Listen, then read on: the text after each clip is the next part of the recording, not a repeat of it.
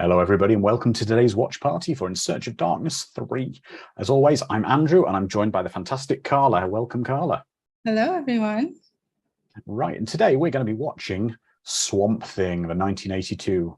I don't know, it's a classic. It's from that era where lots of comic book properties were being bought and turned into movies, and they were kind of doing their own thing. It was quite interesting. They weren't that beholden to the source material. The root idea of the property was there, forgive the pun, but it wouldn't entirely follow everything. But I can see we've got a lot of friends joining us over on our Discord community. So question that we're having from a few people is, where's the sync point just as the MGM lion fades in? But I can see we've got Calbot, Lizard Man, Mad Matt, Sharon, Edward the Black Prince, Jedi Wizard, Brainwire. Let's go through a few other people here. Chaos Fear, Eric, and Fraglord, and many of our friends are joining us today to watch this movie. So, Carla, when did you first see this film? Because everyone just gets it queued up to the sync point. Oh my God, what is the sync point? Is it the sync point's just as the MGM lion sort of fades in? Yeah. So I probably was around 7 or 8 when I watched this film, and I remember it being on TV all the time. And I watched. I'm not exaggerating. I must have watched it on a Saturday afternoon, like 10 Saturdays in a row. Like I love this film, and I was trying to articulate my love for this film, and I couldn't quite, because it's more of a feeling than anything. But yes, I must have been 7 or 8, and I just remember the weird villains, that weird scene at the end that we'll get to. It freaked me out as a kid. I remember thinking, who is this chick? She's pretty cool, kicking butt, Adrienne Barbeau, before I knew who she was, you know? And it just all seemed very surreal dream state for me for the film. But it was one of my favorites, and I watched it all the time, and I watched it last night for the first time in a couple decades, and I still enjoyed it, absolutely enjoyed it. So well, that's fantastic. I mean, it's a fun film. It's definitely of its era. It kind of sits halfway between sort of the fantasy, horror, maybe a little bit as well. It's a bit of everything. Tonally, it very much feels like a horror film, especially from the score to it. It's got that kind of ominous kind of cello, kind of the out of tune music for a lot of it. It doesn't have very much a bombastic hero march like a lot of superhero films would have. So everybody, let's get ready and press play. So on the count of 5, 4, 3, 2, 1, press play.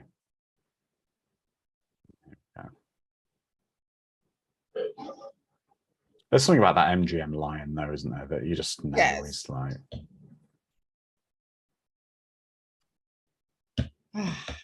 Yeah.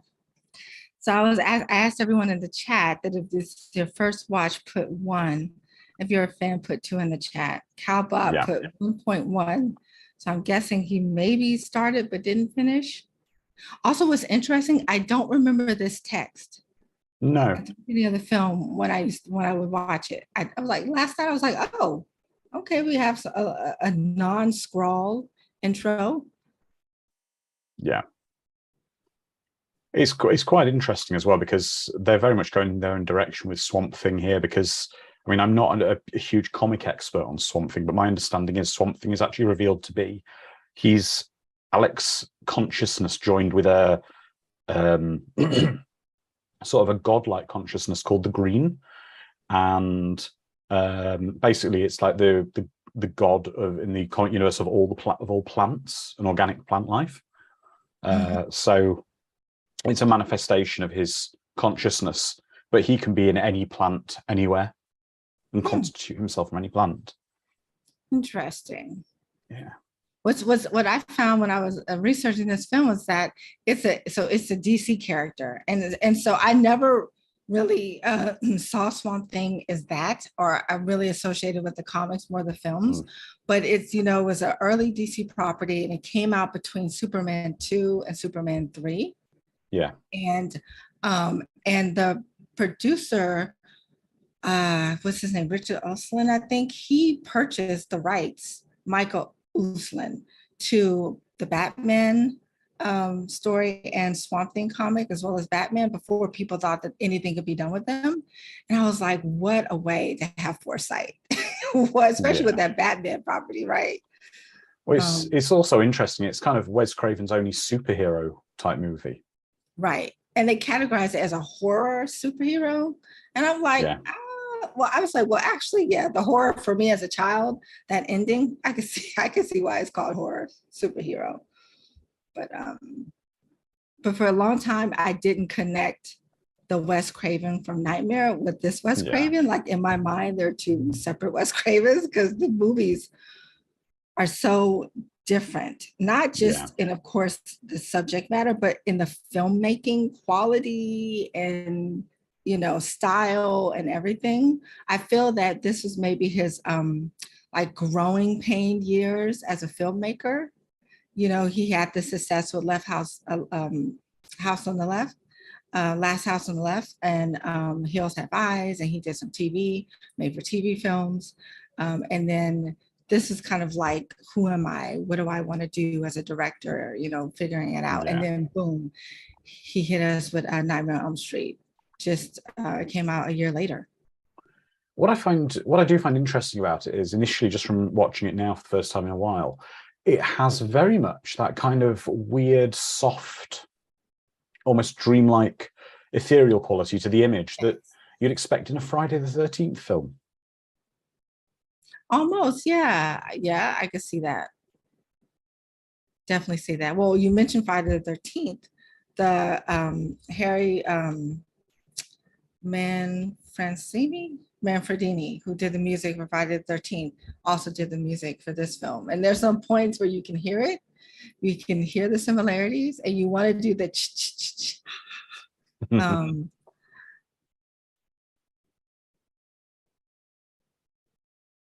so yeah, it does have that feel to it. There's that kind of feel to it, and yeah. I've been near some swamps before when I went to Mexico before, and I don't like swamps at all. I have no love for swamps. Absolutely no. No, I don't like them at all. Especially because I tend to be insect bait no matter where I go. I will just get eaten by everything. Me too. Yeah, I remember when I went to New Orleans, they had those swamp tours you can do. And I was like, no, I'm good. I'm good on the swamps.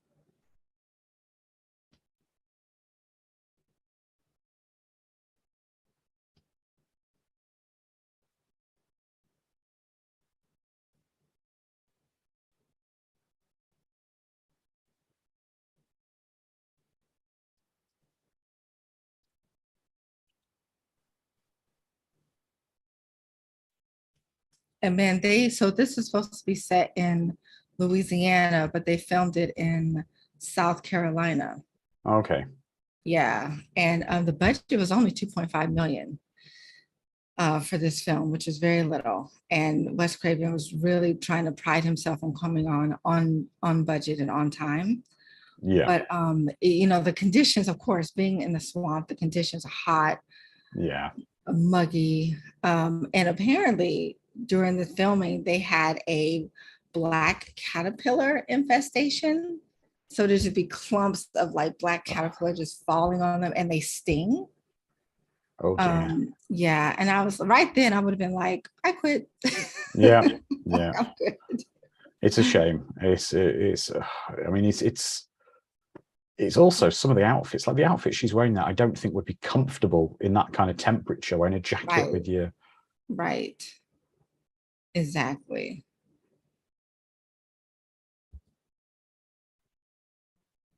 Also, I dread to think how many animal handlers they must have had for wild animals to deal with, because there's so much, you can't sort of lock off a portion of the swamp and say, right, no snakes, no alligators, no creepy crawlies, whatever. apparently, the people who live there, they kind of treat the alligators like New Yorkers treat pigeons.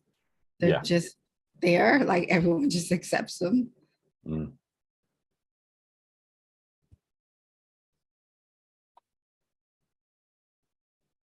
Sharon said she went on a swamp tour out in Florida, Georgia a while back. Scariest thing I saw was a guy hand feeding an alligator. Yeah, exactly. It's having been recently to Florida, I can say that even in the Disney resort we were in, I was walking back to the room and you see these little black racer snakes just going across the path sometimes, and the local people didn't worry about them, but all the tourists like me were like, oh my God, it's a snake. Oh my gosh.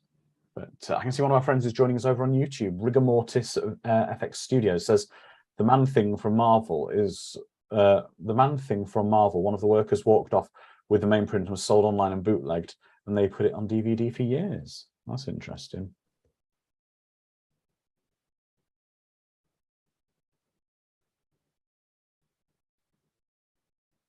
Apparently, go ahead. I was going to say, Mad Matt says, feeding by hand or feeding hands to gators.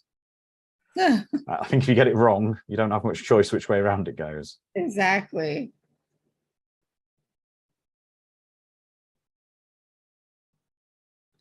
And then Frag Lord said swamps don't leave much to variety and scenery.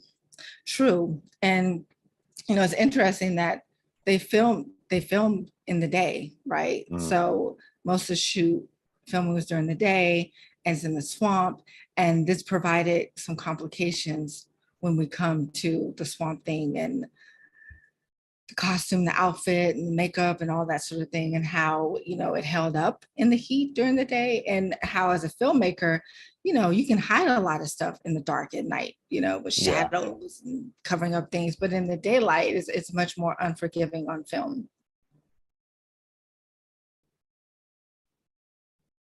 So. And this is where the actors were like, oh, thank God we're in a studio now. Exactly.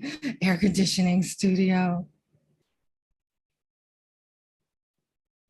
Now, Adrienne Barbeau was kind of not too interested in doing this film.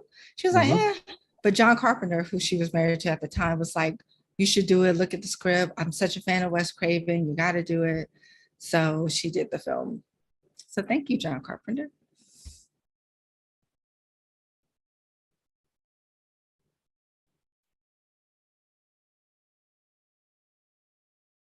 And I want to ask in the chat, what is your favorite Adrienne Barbeau film or films?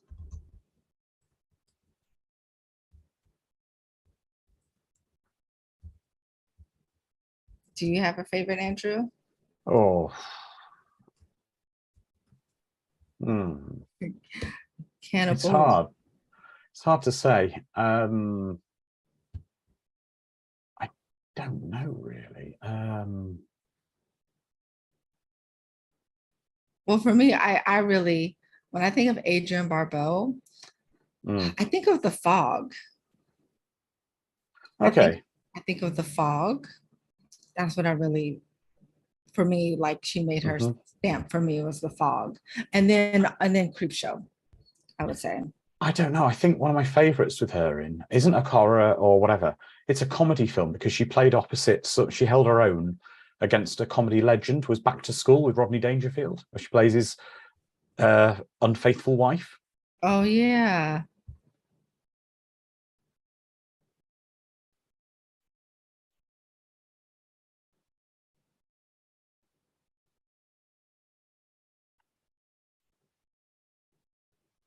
And then you have Ray Wise in this film before he became creepy in Twin Peaks.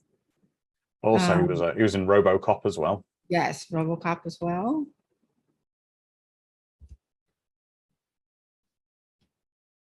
Yeah, he is a very well-established character actor. Yeah.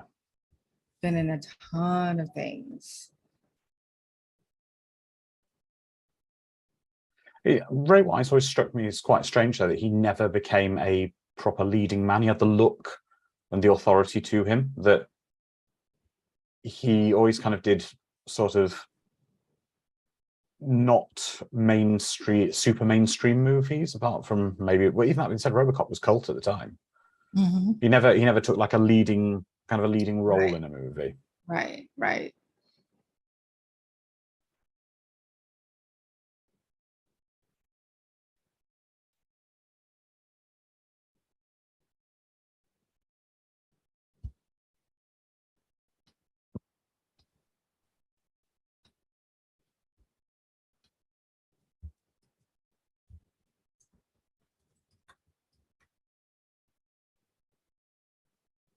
It's quite interesting as well, though, that he didn't play Swamp Thing. I suppose they wanted someone physically a lot bigger to play the part of Swamp Thing. Yeah, I mean, he was so it was intended for him to play Swamp Thing, and they actually did put him in the suit and the makeup and filmed a couple of scenes. But when they would bring in the stunt guy, they were so different in stature and size. I mean, Dick Dork's was 6'6", that they couldn't make it work on film. They couldn't, and so then Dick Dirk took over the role as the creature of the Swamp Thing. Yeah. But they really wanted Ray Wise to be able to emote and do the whole acting bit. But I think Dick Dork did a good job. I think he did very well, especially considering he wasn't traditionally an actor. Right. He was more of a suit actor or a henchman or a stuntman. Yeah. But that must suck. Like, hey, you're gonna get the lead in this comic book movie. And and then we start feeling like, actually, you're done now. You're done. We're done with you. Yeah. Thank you for your service. And I'm surprised I guess, it's always dubious trying to dub voices, because I'm like, well, maybe they could have tried to keep him around, like to do post filming, like to dub his voice or something like that. But no.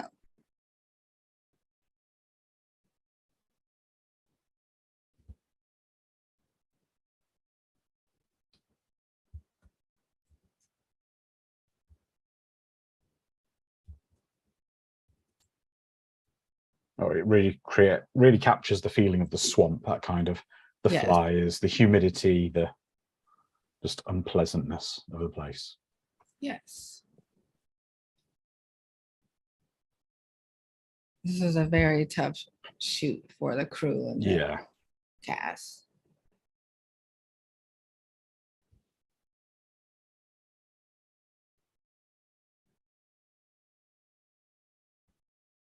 Now, I'm not, like I said, I don't know too much about the comic book, so I would love some correction or confirmation from the chat. But apparently, her role is based on 2 roles in the comics. So it's the role of the niece of Arcane, and then also whose name is Abby Arcane, and then the agent in the comic is Matthew Joseph Cable.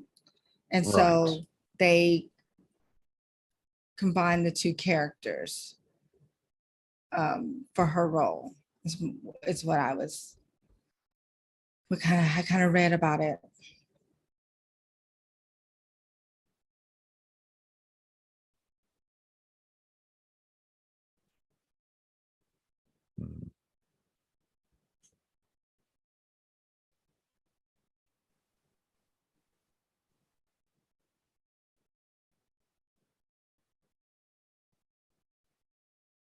Why would the instinctive reaction to them to be to pull all the guns out, though? That just seems a really peculiar reaction with where they are. Well, I think they got the word that Arcane, the villain, is out on the loose. Also, not really understanding what they're doing in the research, so that explosive wouldn't be one that they were anticipating.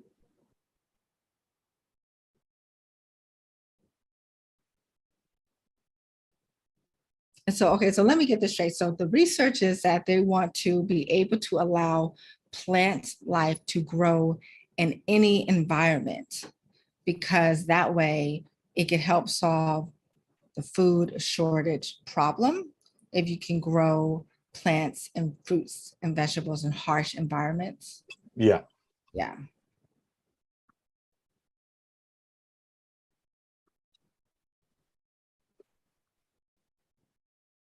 And the idea that you would, it's like you would do that by combining the plant DNA with like animal DNA versus just doing something to enhance the plant DNA.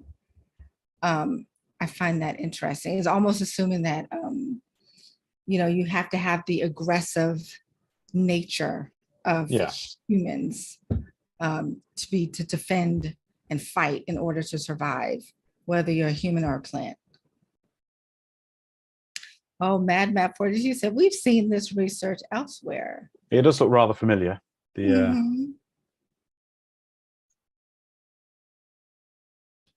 the green the green highlight. luminous liquid. Yes. Yeah.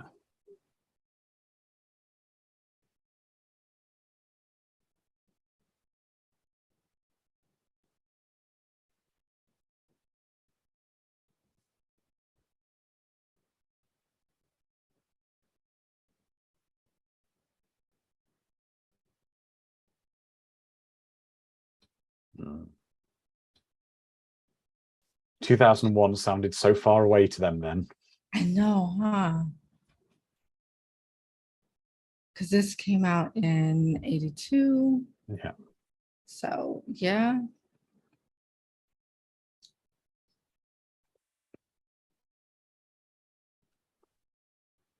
It's further away from then than it is from, it's further away from 2001 now than it was then. We could actually use this research now, if we're being honest. Yeah. That's what we need.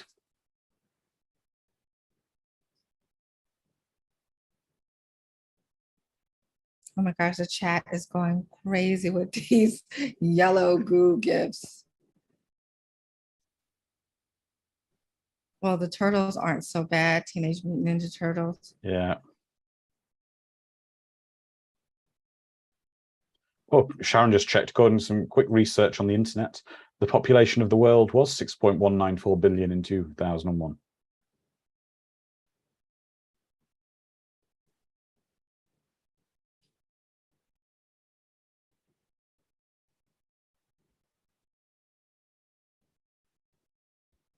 Also, it was interesting that Wes Craven never read any comics growing up because he grew up in a very religious household that didn't permit it. So his first time reading this comic was when he was considering doing this film, and he read it and he was really fascinated and interested and wanted to take on the project. But I was like, okay, so now some things are starting to make sense, even in the Nightmare on Elm Street series.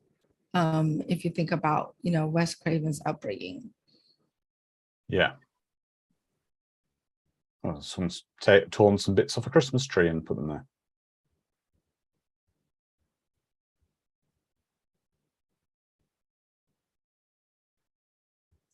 Oh.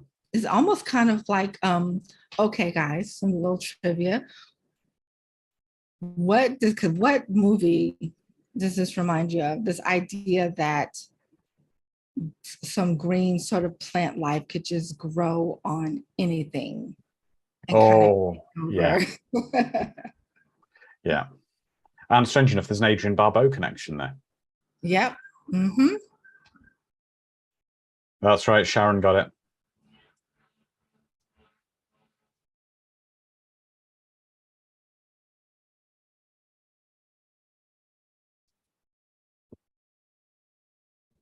Yep, it's Creep Show. And the title of that section, yes, the meteor shit, yes, was Stephen King.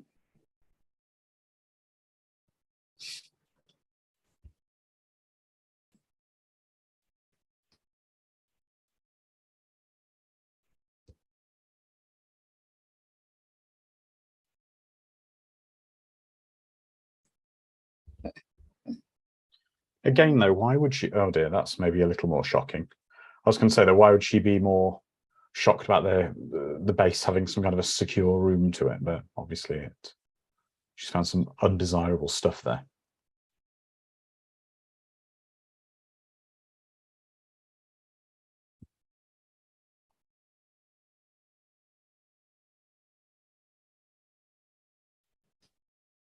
We have Wes Craven's favorite villain.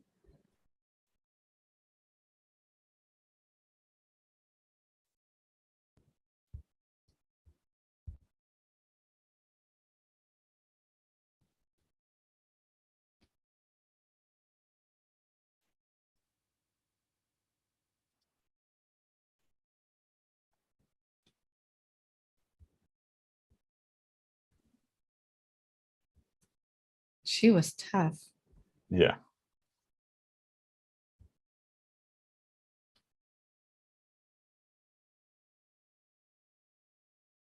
Again, now knowing as an adult what the actor David Hess, like his filmography and what he did in Wes Craven's other film, Last House on the Left, it's nervous seeing him in this movie because I'm expecting him like to take things way from 0 to 100 in like the most Yeah. worst way. It's just because I can never uh get that out of my head, you know, his role in that other film.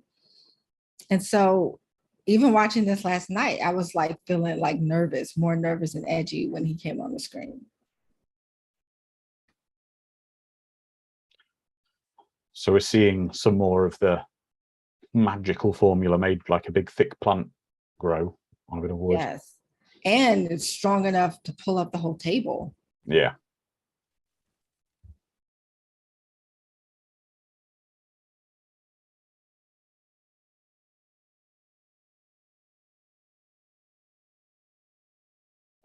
Oh, that's a good trope. Not that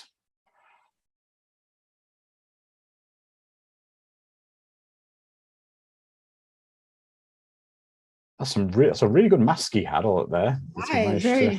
Very Mission Impossible level mask, Yeah. you know?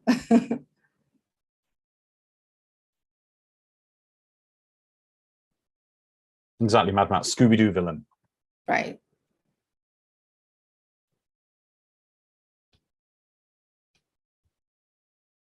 Now this actor is Luis Jordan, Jordan. French actor. And Yeah. yes. And he what, like a year later, he would be the villain in the James Bond film Octopussy. Yes. Yeah. Yes, he would. Now I want people to pay attention a little bit to his character, his performance in this movie, because I got the feeling that he was in a different film. Yeah. I felt that as an actor, he forgot that he was in a comic book superhero film. And he did go hard in the he film. did really hard. But to be fair, you know, during the filming of this, his son passed away. Yeah. So he really threw himself into this movie obsessively. He decided to continue filming and he would go over his lines and want to perfect them and practice them over and over and over. So, but yeah, I did feel that like he was like in some like Shakespearean type film on a different level.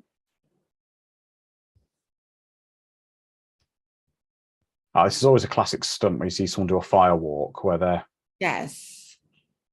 And this is the same guy, stuntman Anthony Ciceri, who did the Freddie Byrne in the Nightmare on Elm Street. Yes. And apparently he taught himself how to do various, you know, put himself on fire by using various chemicals on himself when he was a kid. I don't know if I'd have. He was like just hanging out as a kid around the swimming pool, just setting himself set myself on fire. Yeah. You know, typical kid stuff.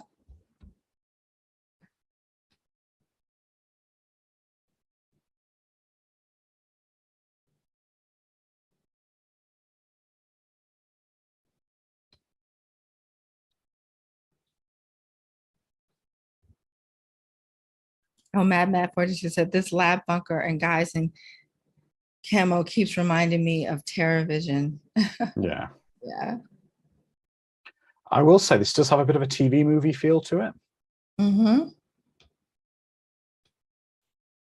Yes. I think it's possibly the very generic henchman.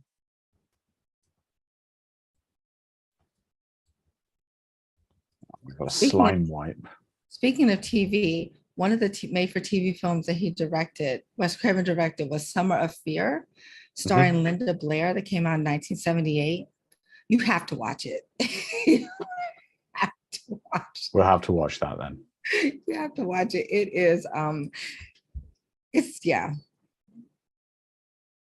It's, I was doing this movie marathon of watching all 1970s occult, witchy, young girl discovers she's a witch, does spells, gets in trouble films. And that was one of them. And it was entertaining, but it's funny.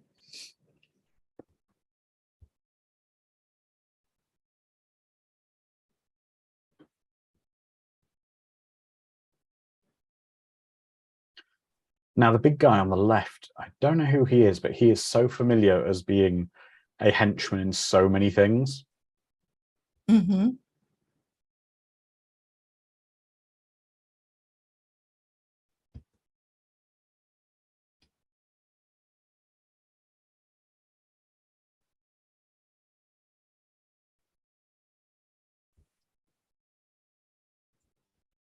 Nicholas Worth, the actor's name was.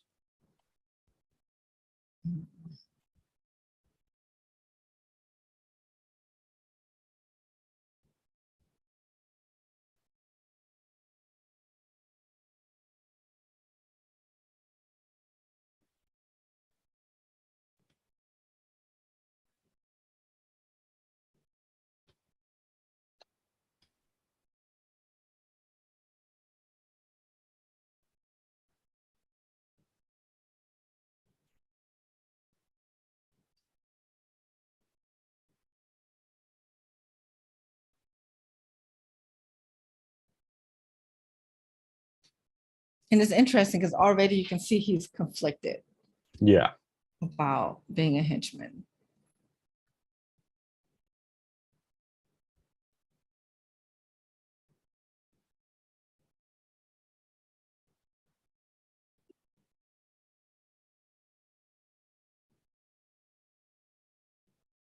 Again with the kung fu neck chops. Yeah, it's all very much of the era, isn't it? Yeah. Everybody was coming. You could actually see then the bit of swamp they dropped her in is so shallow she was standing up in it. Uh-huh. I tell you, there's nothing on this earth that could get me to put my head under the water in that swamp. You can see the color of the water.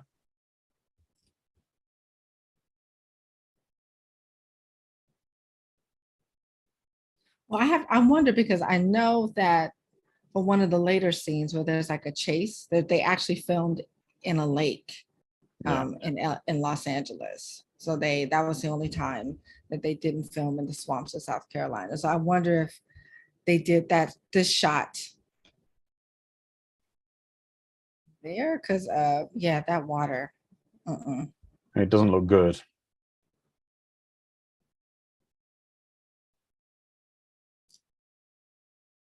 This is kind of the introduction to Swamp Thing we're seeing here is good, but it's where I think this film was often misunderstood by excuse me, by many people, that it's very much like a Creature of the Black Lagoon type vibe it's giving off.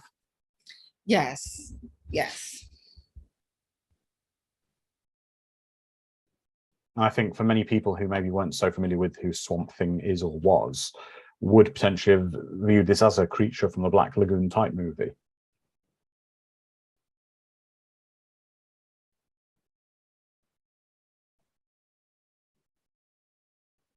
Also, it has kind of that Frankenstein feel as well to it in terms of him being a creation, right? Yeah. An intentional creation and longing to be connected, to be human, to have that connection and not ever being able to have that, always being on the outside looking in.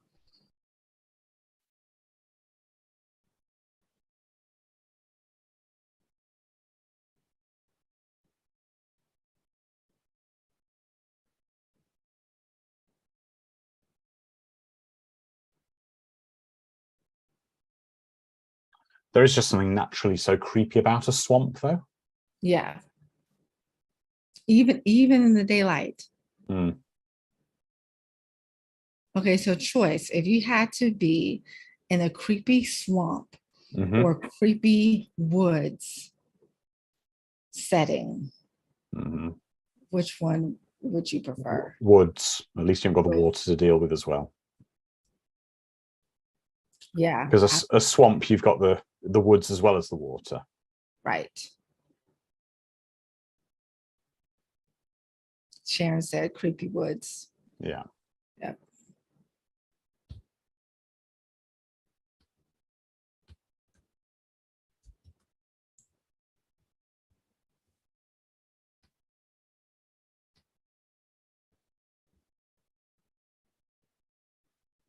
Come to think of it, I don't think too many horror films have had the setting in the swamps. No, no. And I think because filmmakers are like, no, we're not doing that. I'm not, no. I'm No, I not. mean, logistically, it's got to be one of the Yeah. hardest locations to shoot in. Yes. Yeah.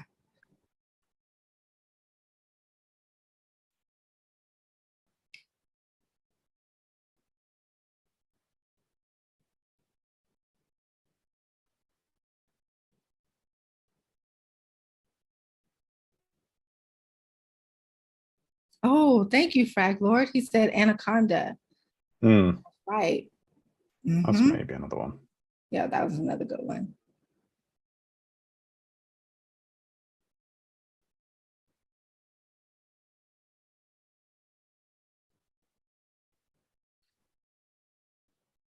I would say there's certain elements of this film that really remind me of Airplane and Airplane 2. And I know it sounds really strange, just bear with me on this. Like the dialogue there with the Willie and Tyrone, where they're getting everyone's name muddled up, like they always do in the airplane films. And unfortunately, the main actor in this, Dick Durock, reminds me of the character in Airplane 2, Buck Burdock, constantly in my mind. Every time we say Dick Durock, I'm saying Buck Burdock.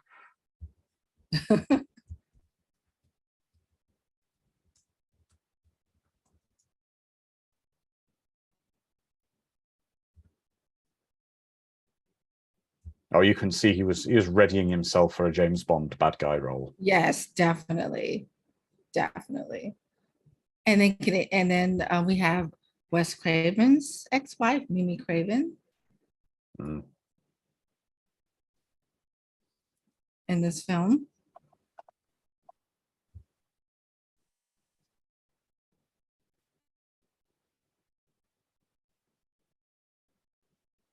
What I would say is, oh, welcome, James. Means James Helly has joined us. What I would say is, though, Octopussy isn't one of the better Bond films. It was the first of. It's not one of the better ones. Oh, it's no. not. It's Oh, okay. new. It's of the era of, yeah, Roger Moore's getting a bit old to be Bond now, and then the next one of You to a Kill was his last one, where you go in, yeah, he's too old to be Bond now. Mm-hmm.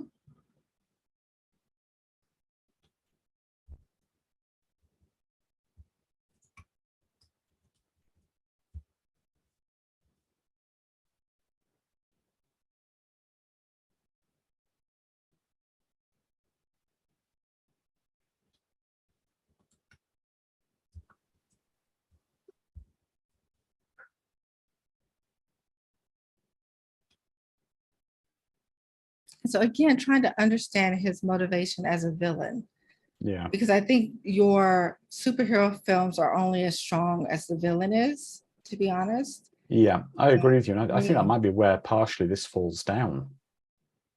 Yeah. Yeah. His motivation isn't especially clear.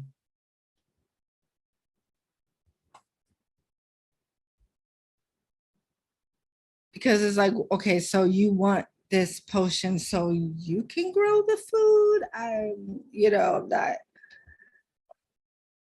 Well, he certainly didn't. He certainly didn't want the potion so he could become Swamp Thing, because he never. That was an unexpected side effect that they've recently discovered. Chancing he's out to get the formula to weaponize it for his own benefit, to sell it.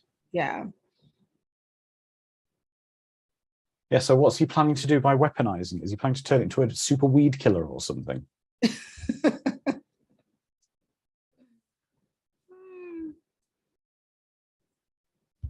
Now, okay, what do you think about this character here of Jude?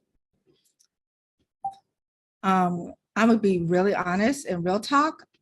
I would get this character confused with the kid and the stuff all the Yeah. time. And I actually watching this, I was expecting some things to happen, but I was like, oh wait, no, that's in the stuff. Um, but yeah, this kid here, not the strongest performance, No. but it makes sense because apparently he was a local actor Yeah. that they hired. His name was Reggie Bates, and it was a local team that they hired. And Wes Craven always kind of felt fondly about that actor, and so did Adrian Barbeau. But apparently, by casting a local kid, they could get around the Screen Actor Guild's rules for children, which are pretty Oh, strict. the how many hours a day they can work rules. Yeah. Yeah. Mhm. So I was like, I can tell you something. Car phones of this era, my father had a car phone of this era, and they were not this clear at all. They were like they were horrific.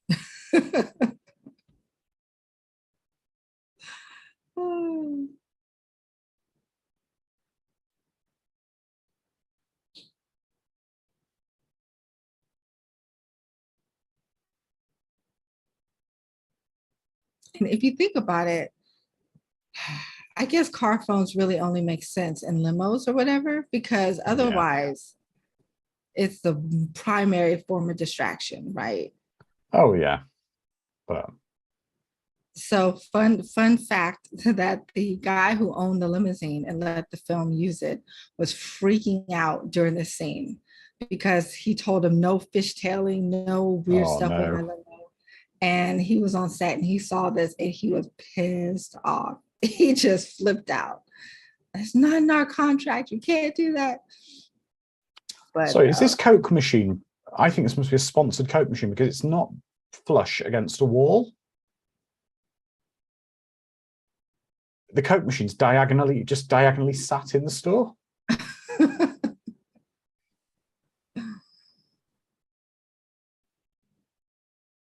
See, it's a bit of a yeah. Huh. bit of a peculiar place. Oh man, Coke out of a glass. Those are Yeah, that's the oh best. my gosh. Yeah, Coke out of a glass bottle. Even as a Brit, I'm aware of what you guys call Mexicola. Uh-huh. Have you ever had Mexican Coke? No, I have not. If you can track it down, Mexican Coke, I'm sure our Discord will give the virtues of that. It's Coca-Cola made in Mexico with actual cane sugar, not high fructose corn syrup. Uh-huh. And it's very good.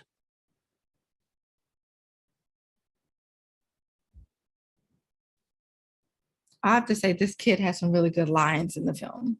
Yeah.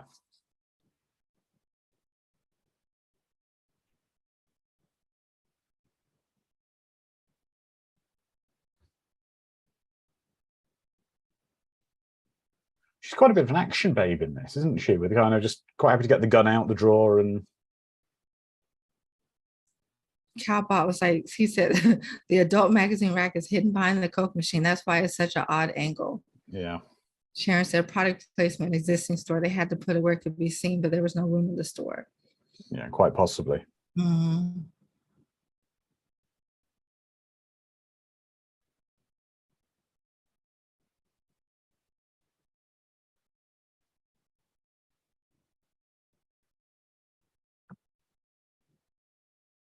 Now, how many times has she gotten away from them? Like twice already? They're not very good at capturing people at being mercenaries. They're not very good mercenaries at all. They're rather inept, to be honest. Yeah, actually.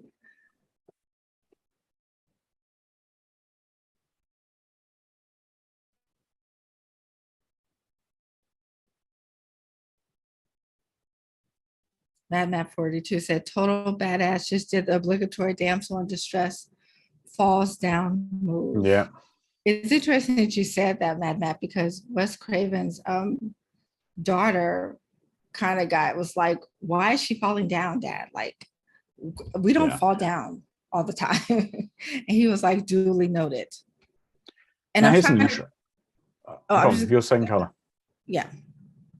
I was just going to say, the interesting thing is, compared to making it back then versus making it now, there's a big scene of it where they're driving the SUV through the woods. And now you would imagine they would have to go through and spend hours beforehand removing any of the wildlife from getting in the way of the SUV just driving through the woods, where it wasn't running over maybe mice or snakes or whatever. Right. I bet back then they probably weren't, they probably weren't having to spend the level of care to have an area that was completely cleared of anything that would die. True. True.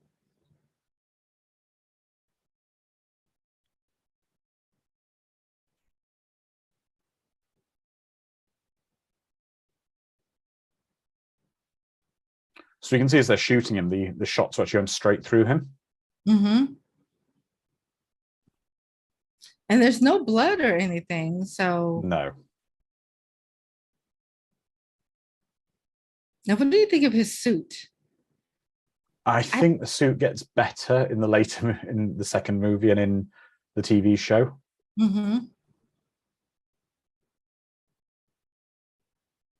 I felt like they tried to keep it pretty close to the comics. Yeah. In the design. But it looks like a man in a suit, right? Yeah.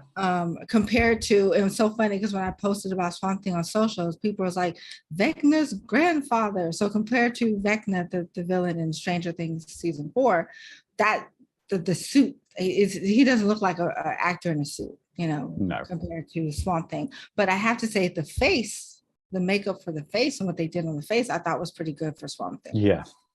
But if you've seen the second movie, the suit, it's got a lot more sort of leaves and it looks more sort of organic with vines and stuff on it. I think it looks a lot better in the sequel.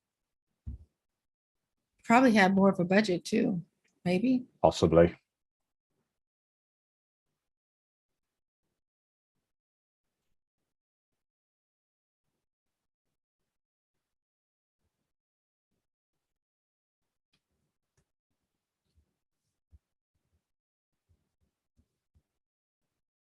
Obviously, they didn't go very far from the store when she ran. He's caught up with her.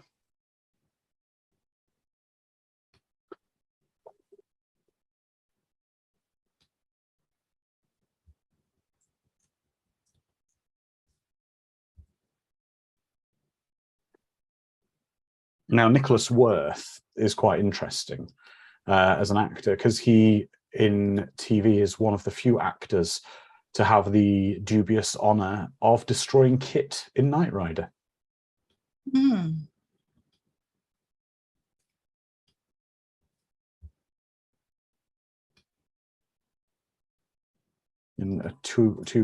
in an episode called Night of the Juggernaut, he basically sprays Kit with a special thing that weakens him and then proceeds to ram him with a tank over and over again until he's absolutely wrecked. So it's quite...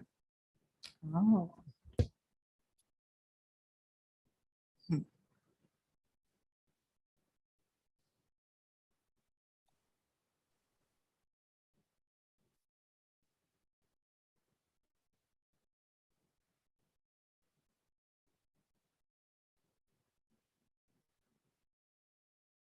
Yeah.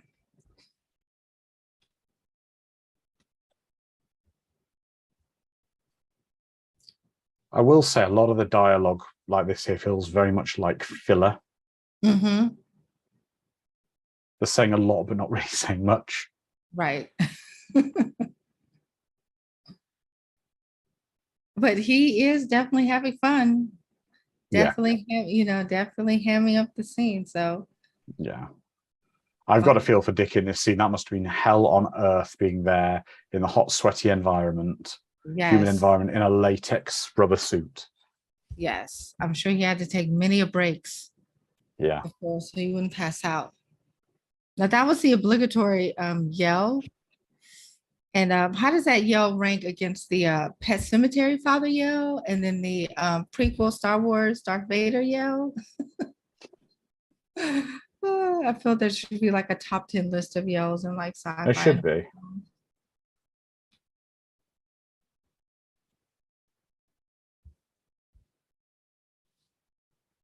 says she loves the swamps. I'd never be happier than being out of that swamp.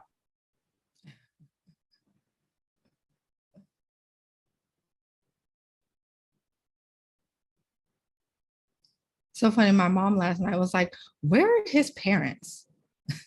That's true. That's true. He's got to be about 12 or 13, hasn't he? Right. Especially, you know, so they leave him alone to man the gas station and the shop. Yeah.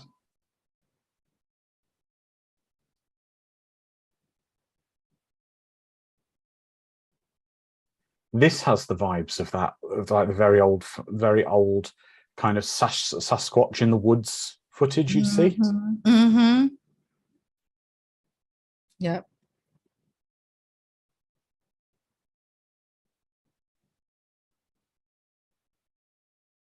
Now that I think about it, Ray Wise was probably happy he didn't have to put on the suit. Yeah. He Yeah, to be fair, I mean, Dick with his previous roles would have been used to this kind of heavy prosthetics. Exactly. Because then he was in the Incredible Hulk as another Yes. green. He played the first Hulk. The person. Okay. Yeah. I'll find a picture of him now. Man, I watched the an episode of the Incredible Hulk a couple of weeks ago. It popped up on YouTube.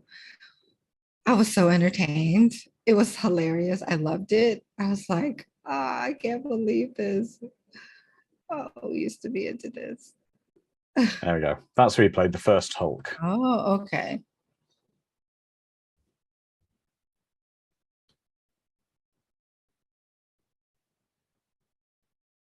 I prefer the practical effects Hulk versus the CGI Hulk in the films. I mean, the Hulk in the films are so over the top with CGI and huge. Yeah. It's almost to the point where it takes you out of that character and out of the film for me. Yeah. He does get a bit over the top. The worst Hulk would be the 2003 Hulk movie, where the angrier he got, the physically bigger he got, which really made no sense.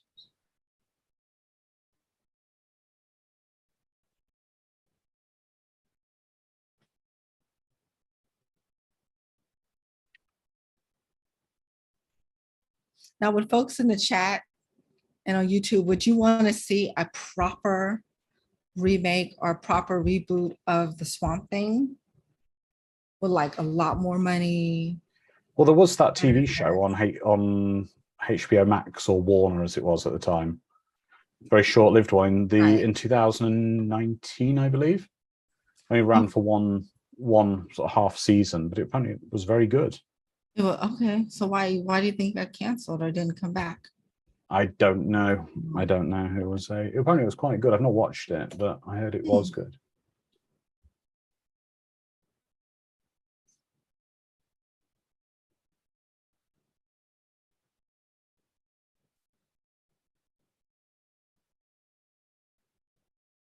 And who could the Swamp Thing go up against in terms of other superheroes and villains? I think in the comics they had him go up against like almost everyone. Superman. Yeah. Well, I know I've never read it, but I know there's apparently a really good Swamp Thing comic with Swamp Thing versus Batman, where he basically Swamp Thing kind of goes insane, takes over Gotham, turns it into sort of this plant swamp, and Batman's got this cool Batmobile, kind of like redneck monster truck Batmobile with all saws to cut through the wood and stuff. It's actually really good.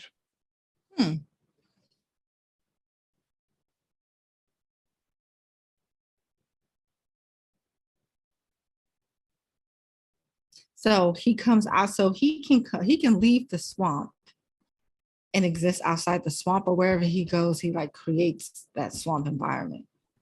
No, he can. In the later comics, my understanding is, with the force of the green, as it's called, he can go anywhere in the universe and form himself a new body there in any plant material. Okay. That's his ultimate. That's his ultimate power. That's his ultimate power. That he can go literally anywhere and take over any plant and form a body out of it. Okay. but I don't know if maybe he's not aware. I think that was later on he established and learned that power.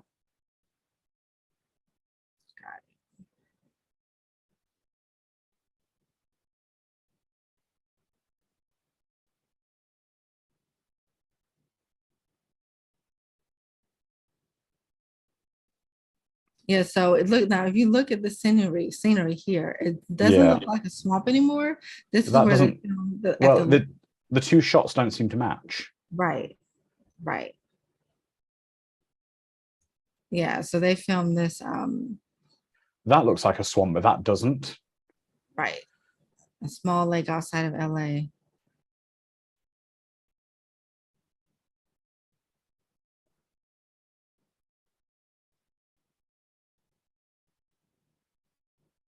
So, what, they're only down to 3 guys now? I think so. Oh, they're serious now. They've got the airboats out. Yeah, see, that is not a swamp.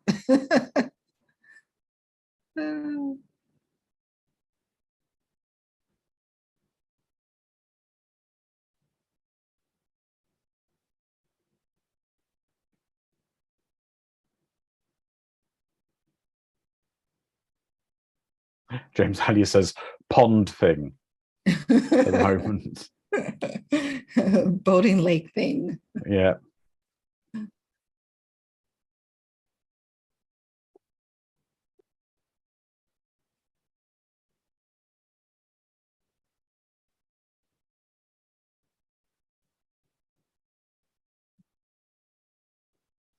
I've always wanted to ride on one of those. I've wanted to ride on one, but again, we were going to do one when I've been to Florida in the past. But again, my aversion to getting eaten by everything is.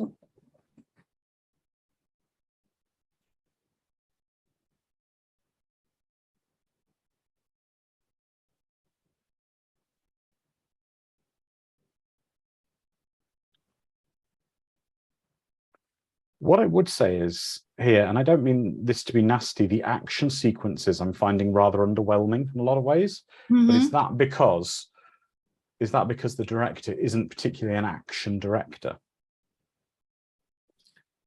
Right, right. He's not right. He's not an action director. And then also, too, there were ideas for the film in terms of action that he had to cut due to budgetary reasons to stay on budget. Apparently, the Bond company for the film was putting a lot of pressure on him to come in under budget and to cut scenes and stay on schedule and stuff. So. Yeah, Fraglord says the camera work still. Again, as I said earlier, it feels like a 1980s TV movie in that way. The kind of level of action we're seeing, it's not cinematic. Exactly. The action scenes wouldn't have been past 182. They are sub A-team. They had a cinematographer, but I just don't know. I think he's not. It's just showing the shortfall in the director. Wes Craven's a great director, but with the right material. Right.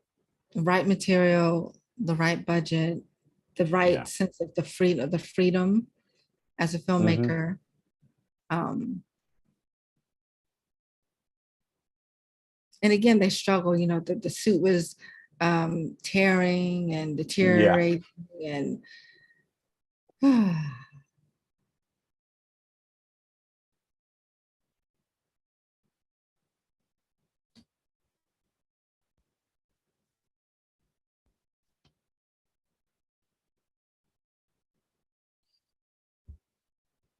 again, the action here is not what I'd like to have seen. It's like everyone jumps off the boats and then the two boats collide and you're waiting for the explosion. I would have liked to have seen people jumping out the explosion. Right. Fun fact, this actor just really liked to have his shirt off. I think I probably would, to be honest, there. I know, right?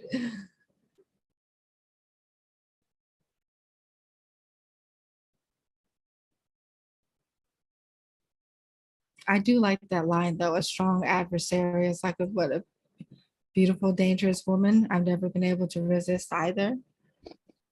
Yeah.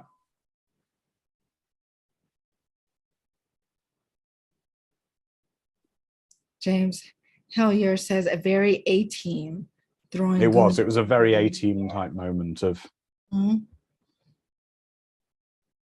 and they're still going in their little boat.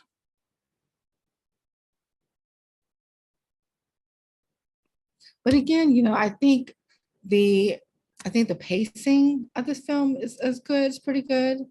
Yeah. It's a quick, it's 92 minutes. So Yeah, I think if it had been any longer, it would have dragged. I think 92 Mhm. minutes is about the right time for it. Mhm. So you're going to send the child now back through the swamp where you just had to get away from all the guys who were trying to kill you. Right. With the To most safety. important thing, with the book. Yeah.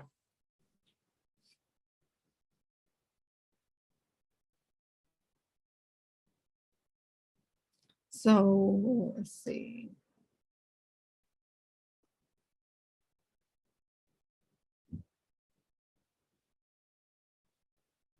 So that was quick. Okay. Yeah. That was a bad choice. That was a bad decision she made for that kid. It really was.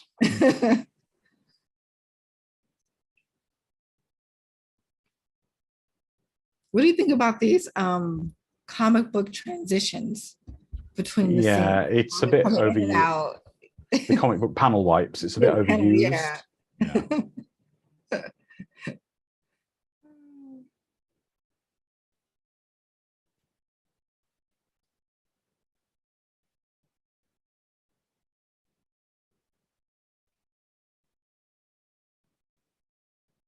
So did he get just like hit in the head or I don't know. see the His blood? face But is quiet. I'm not seeing a bullet hole entry. I'm not seeing. I don't know. It could be, you can see one of his powers as well as healing. But I can say Right. when I was on vacation, if you look here, I've got a very, very little red mark on my face. And my Mhm. wife said, "Oh, what's that mark on your face?" And I went like that. I rubbed it. And then this minute later, my face was dripping in blood while I was on vacation. So maybe it's a similar Oh, thing. Maybe it's a similar thing. A small insect bite has covered him in blood.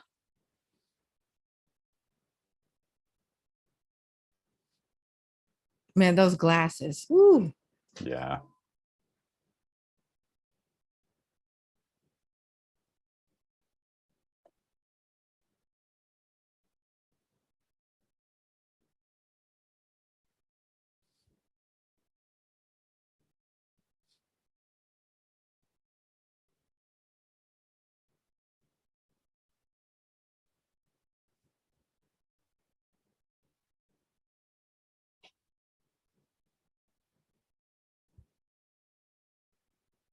What the hell is that? He's just poured out that decanter to drink.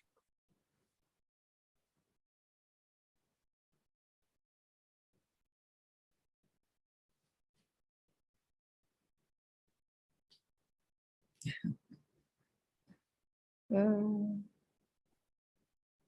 Is that a brass megaphone on the table? that's what it looks like. One of the old-fashioned brass cones, and you just hold it up to your mouth and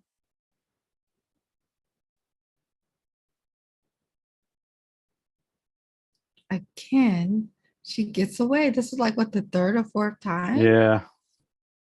And no one else on the boat notices.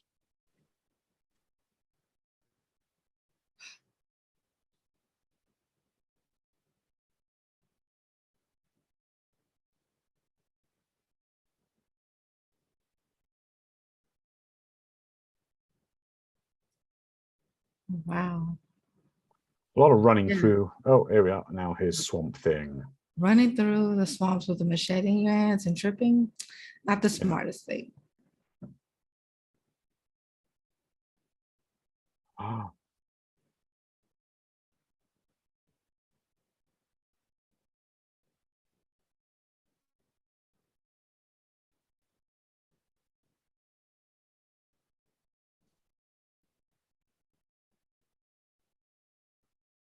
well, he crushed the guy's head, but if you notice, the Yeah. guy's throat's ripped out when he's laying on the floor. Where were all these other guys on the boat? Right.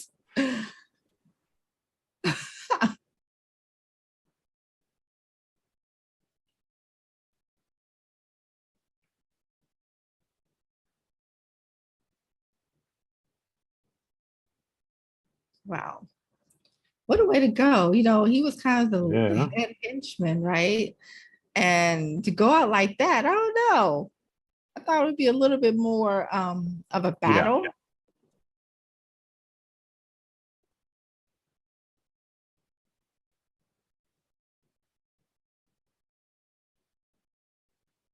Now I was thinking, because I think in the show there was some sort of romantic relationship for Swamp Thing. I think. I didn't watch the show. And I Yeah. thought to myself, that's incredibly weird. But then I said, well, remember Beauty and the Beast Yeah. on Perlman and Linda Hamilton? That we accepted that, And they you had a know, kid. as a kid. We No, they accepted. had a kid in the show eventually. Yes. Oh, yeah, that's right. So Yeah. there was so very clear that that was Yeah. a relationship, Yep. 100%. Um, but I was thinking for the swamp thing. I don't know. It's a bit strange. I suppose it's looking Yeah. beyond the monster to see the man. Right.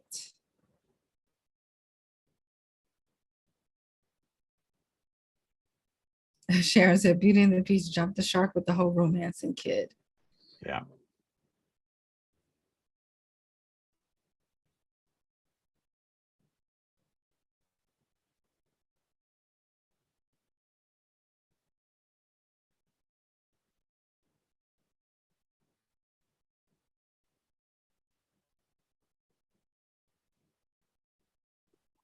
Oh, Frag Lord, that's a bad pun. He should go for an armistice.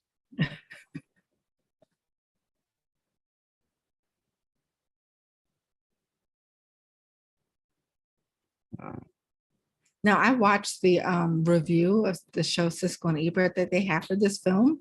What do you think? How do you think they rated this film? Oh, I think 2 thumbs down. Surprise, they loved it. Wow. Yes, yes. Um, Ebert said the film falls somewhere between buried treasures and guilty pleasures, and that they just accepted it for what it was. And they felt that it had heart in it, heart in the film. Yeah, it's definitely got And heart. they enjoyed like the campiness of it. Mm-hmm. But they were like excited, thumbs up. I was shocked too. Yeah. So I was like, okay. This is very much like a nightmare, sorry, a Friday the 13th type Yes. ethereal kind of sequence.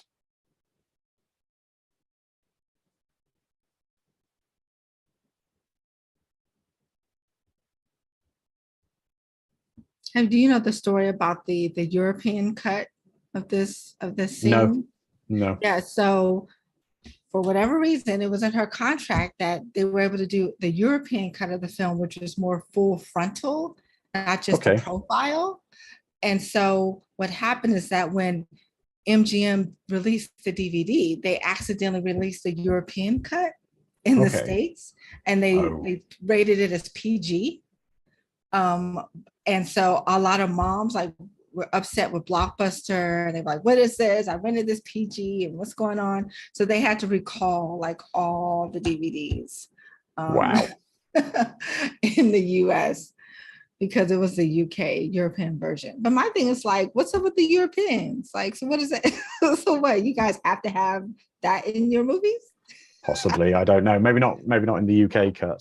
Right. Well, they were like, well, if we can get permission from Adrienne Barbeau to just have this be in the States. And she was like, nope, I did not contract for that. No. So they had to pull them all. But it was just like a gratuitous scene, no purpose.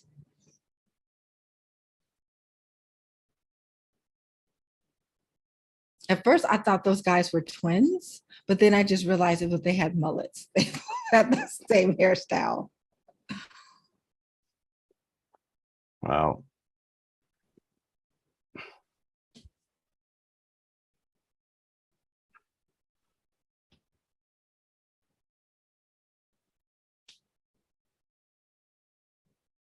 He doesn't seem especially strong at the moment. No, I wonder if it's because he's missing his arm. Maybe.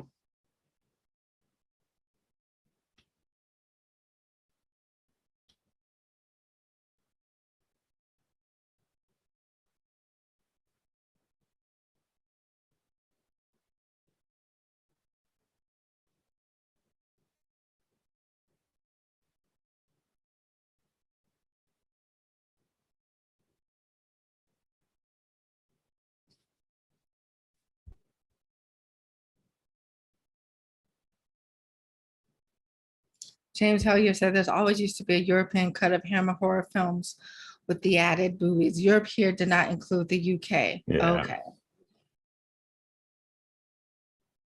We've always been a little more pedestrian in the UK. Yeah, because you guys had the what's that called? The list of films that were banned. Or video nasties and things Yeah, like the that. video nasties. Yeah. Now, this is a very strange situation. He's got a party with everyone there. Yeah. And he's put her in a dress and tied her to the chair.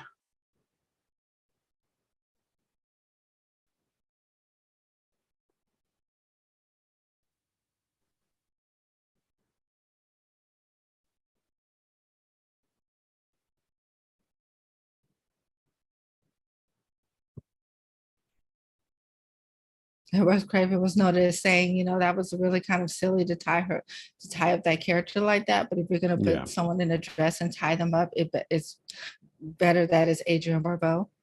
Yeah.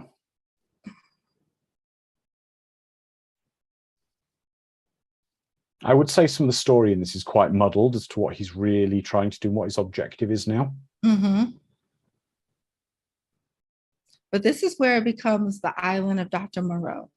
Yeah. This is where it starts to turn. And again, I was remembering or was expecting scenes in this film that were actually scenes from the island of Dr. Moreau, because I mixed it up. Yeah.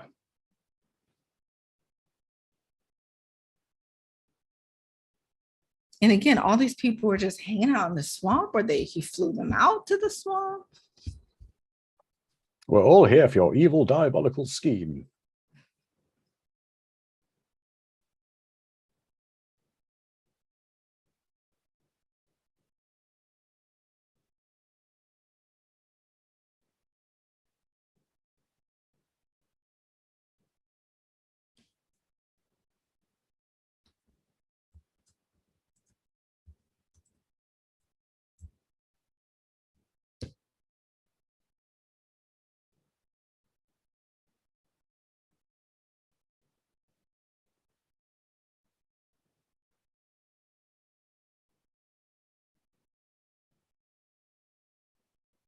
This has got to be one of the most epic, overacting transformation scenes. Oh, definitely. And as a kid, I was creeped out. It is quite creepy. It really is.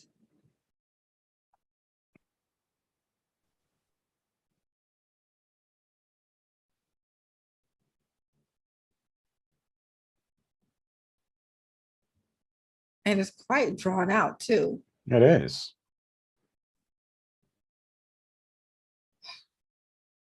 It looks like it is. It looks like agony to him. I know. At this point, I'm not drinking or eating anything. I'm done for the night. I am not. Yeah. I'm good. Sharon, I agree with you. This poor guy, no matter how bad he was at being a henchman, he didn't deserve to turn into this. Maybe there should be some kind of a henchman union. Well, that didn't really work, did it? No. I like the girl back in the blue dress. She is just falling all out over herself, trying to get away. That would be me. I would be like, time to go.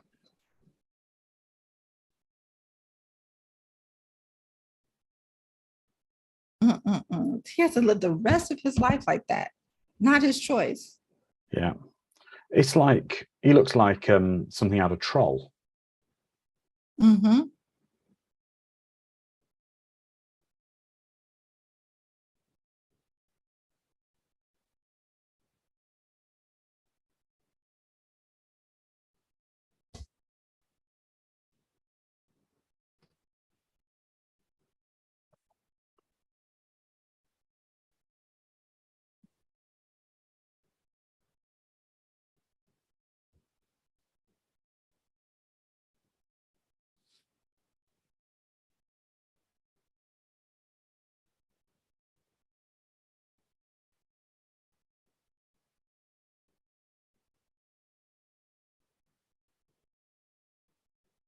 Mm. Now, I really did like this explanation though. Yeah.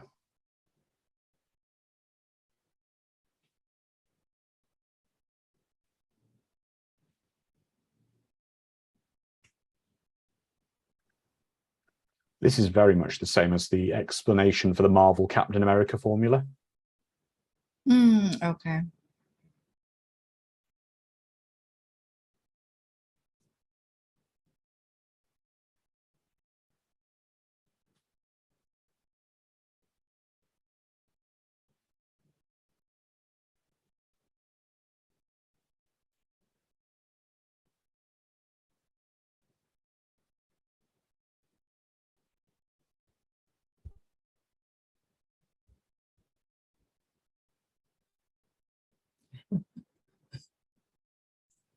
Edward the Black Prince says, strength my ass. You pinned him with a couple of henchmen and a net. But remember, right. he wanted to get captured. Like That's right. he knew that he was going to get captured. So he didn't fight back.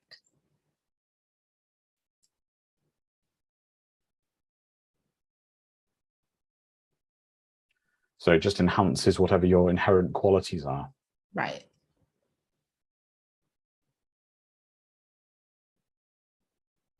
Well, okay, so for the Swamp Thing, it turned him into the Swamp Thing because when he was on fire, he went into the swamp, or it's because he loved plants so much?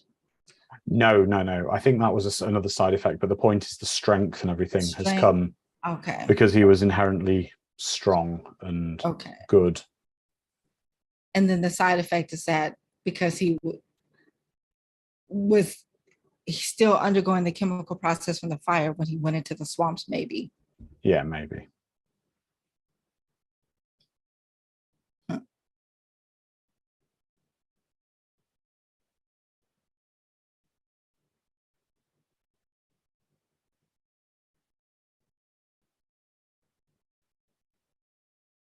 You'd think these people who have these big dungeons would actually bother putting proper electrical lighting down there and have to carry a flaming torch downstairs.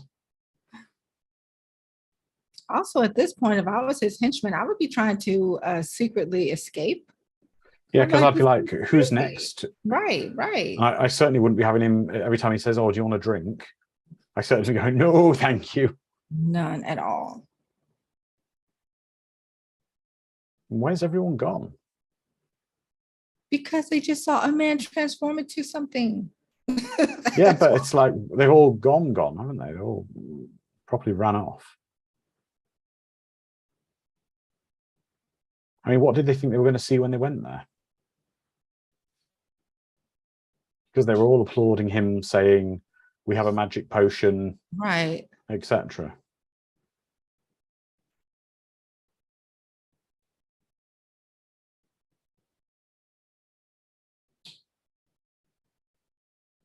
So knowing what you know about that potion, and if you're him and you inherently know you're a D-bag.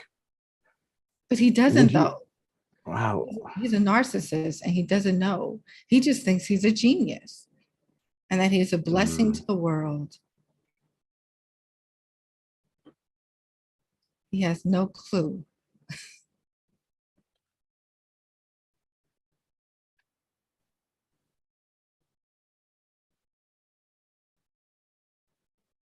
This is so funny. Yeah. I personally would want to test it out some more before I would take it. I would, yeah.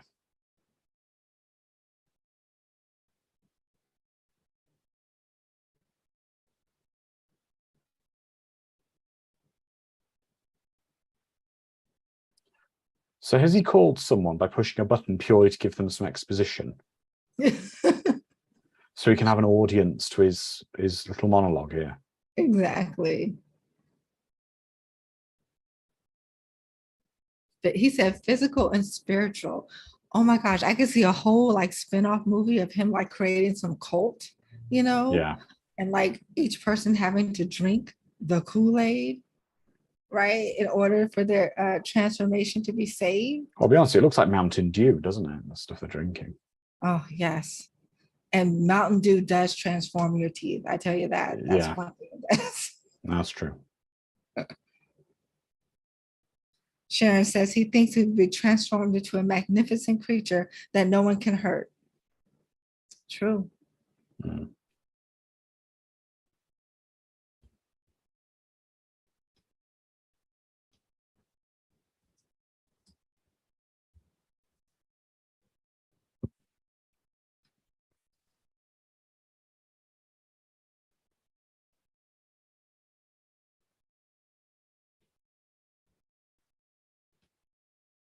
Again, why is he so weak? I don't know. It's quite strange. Yeah. He is very weak. He's not. And the potion's taking a long time to have effect on him. Yes. That's why at first I was a little confused. I was like, wait, he did drink it, right? And then so. Oh.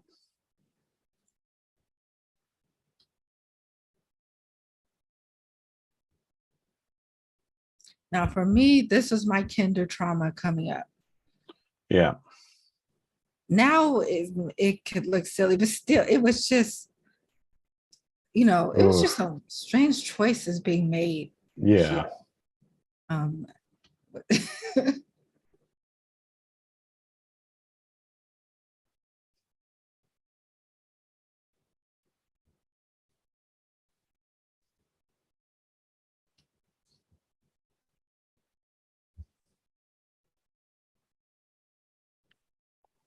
Oof. Yeah, like, oh my gosh.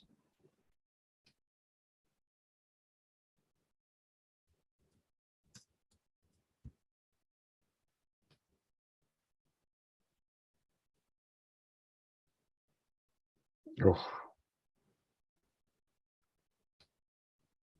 It looked quite painful and It does. It looks a very disturbing. nasty transformation. Yes.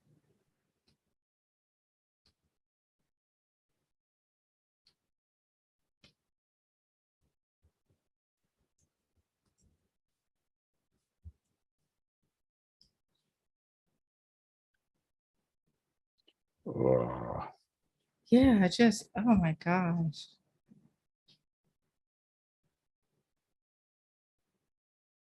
Again, the decisions being made.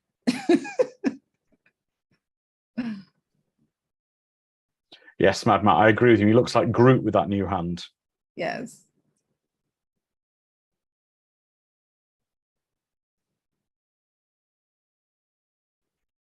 Now, Groot versus a Swamp Thing would be interesting. Well, actually, people have spoken about this online, and in the universe, that a Swamp Thing would easily overpower Groot because he could take over Groot's body. Oh, because of the green mind. Yeah, yeah. So it looked like the sun gave him some strength. Yeah. Maybe that's what it is. Maybe because he's in the dungeon in the darkness and not in the sun. Maybe. Do you get the feeling they ran out of budget a bit here towards the end with the final bad guy monster? Yeah. So he's like a dog wolf thing. Dog wolf pig monster Pig thing. monster. Oh my God, it looks absolutely hilarious now. But as a kid, I was traumatized, I tell you. Like, it looks pretty terrifying back then, but now it's just weird. Yeah. Why has his clothes shrunk to fit him? Right.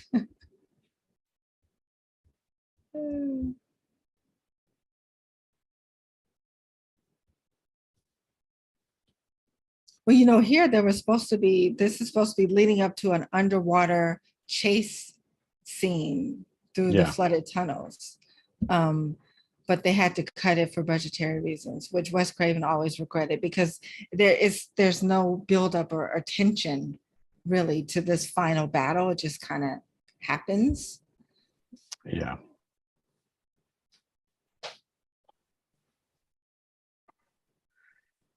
This, I think the ending is one of the things that lets the movie down quite a bit. It becomes quite underwhelming. Yes.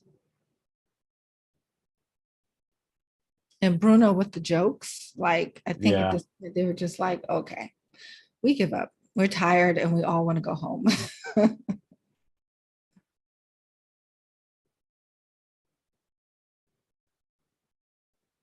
The swamp has gotten a lot more foggy, And bubbly. bubbly. Yeah.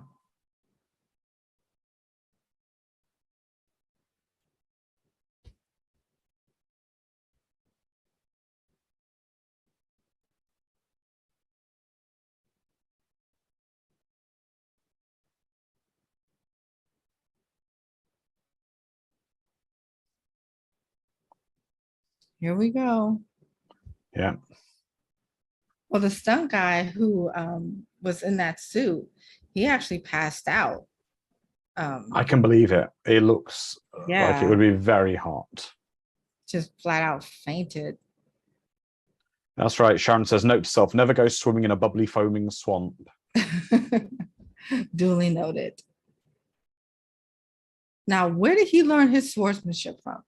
Because I don't know. Maybe he's a posh guy. Maybe he had something to do with swords, but but you know what? Even to this day, something about those eyes are really creepy on the bad yeah. guy.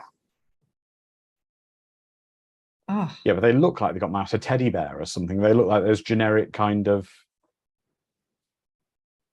uh, if only Swamp Thing had the power to heal people with his touch. oh my gosh.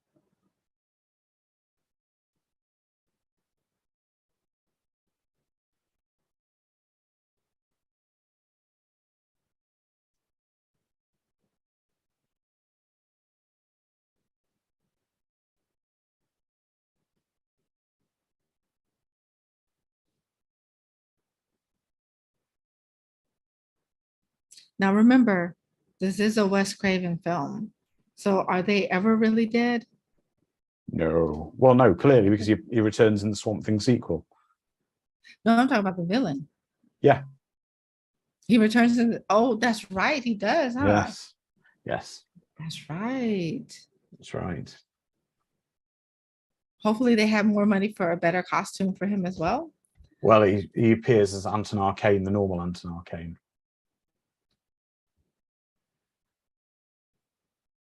Okay, I'm not gonna even bother to ask. I don't know. It's kind of a weird semi-sequel. Okay.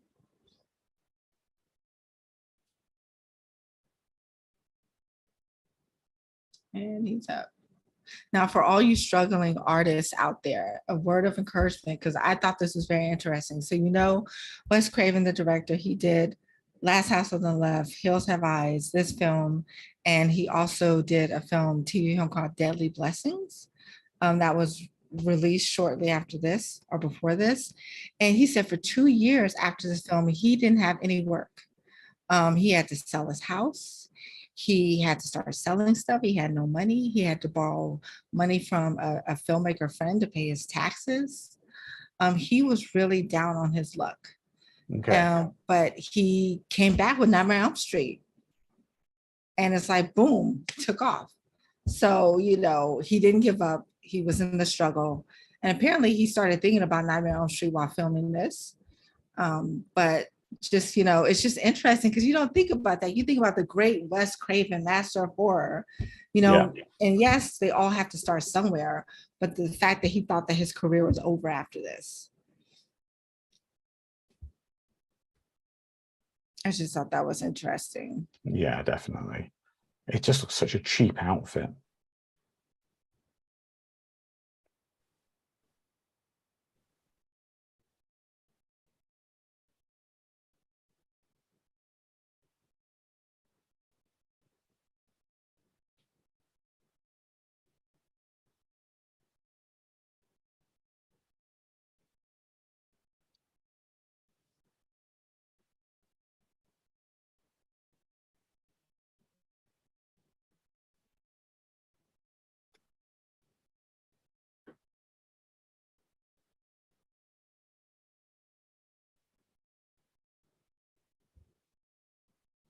Yes, I agree, Lizardman. The movie is all over the place.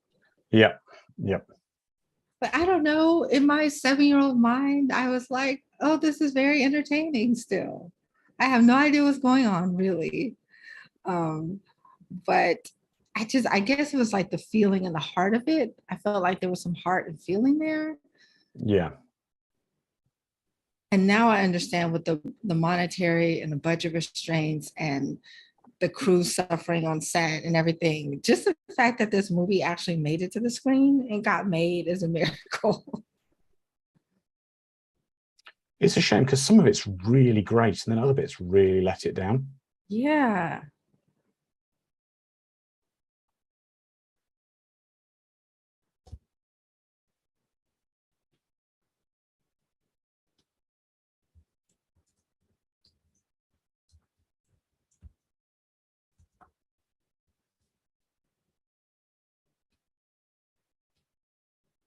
Oh, and here's the kid. Mhm.